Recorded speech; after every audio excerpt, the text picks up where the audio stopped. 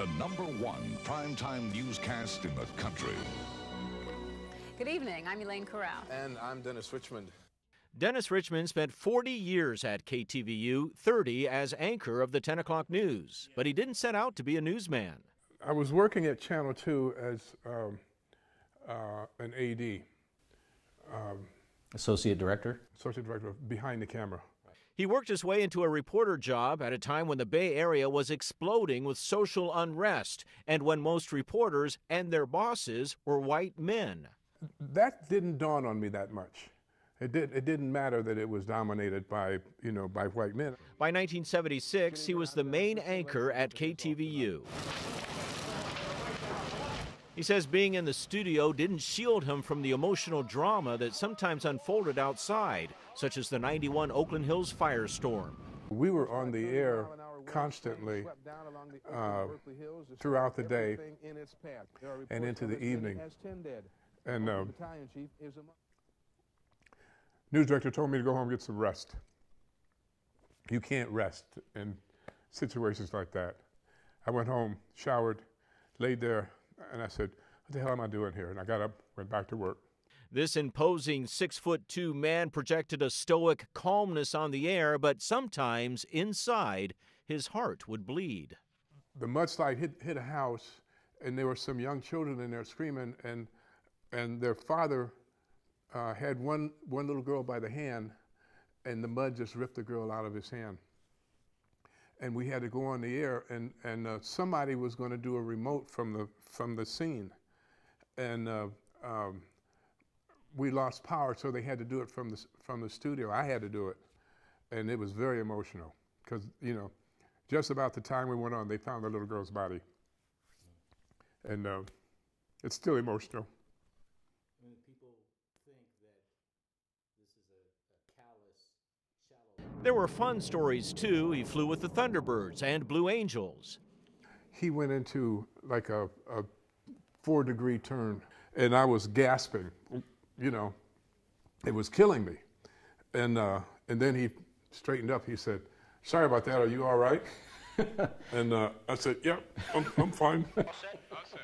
And I thought to myself, if I knew how to fly this plane, I'd probably strangle him right now. One thing some viewers didn't know is that Dennis suffers from the hiccups. He even takes medication for it. You were always worried about getting the hiccups on the air. Right. Did that ever happen? Once. It was just one little hic. It wasn't even a hiccup. It was one hic. No up. No ups.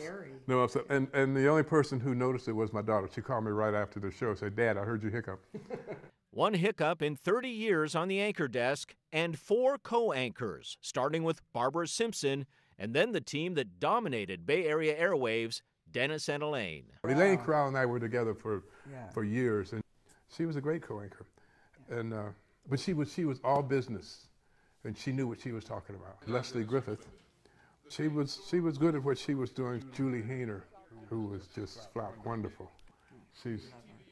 We love her. We have been on the air now for about 5 Dennis and Elaine worked together through the long night of October 17th, 1989.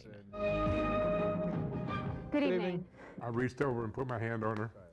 And matter of fact, I went to a media training seminar after that, and they used that clip of Elaine and I to show how you can personalize the news. One night, Dennis and Elaine were taping a news tease. This never got on the air.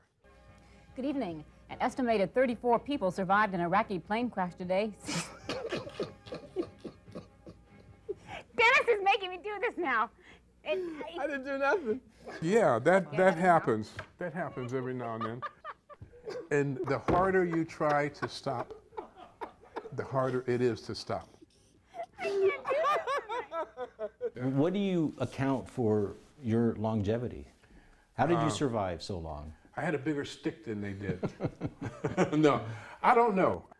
When I did the news, I did the news. I just did the story, did the news, and moved on. And I was very businesslike, and I stayed that way. There are no more deadlines for Dennis, but he'll always be a newsman. He's all news, and he still is all news. He gets his newspaper and he comes back, and if his newspaper isn't there, oh, this is not a good thing. No. Laid back in his running suit, life looks good for the man who's recognized as a Bay Area icon. How do I say goodbye to a job I've loved for almost 4 decades? Dennis says the last time he put on a tie was his last day at KTVU. I won't wear a tie anymore. You wore a tie for a long time.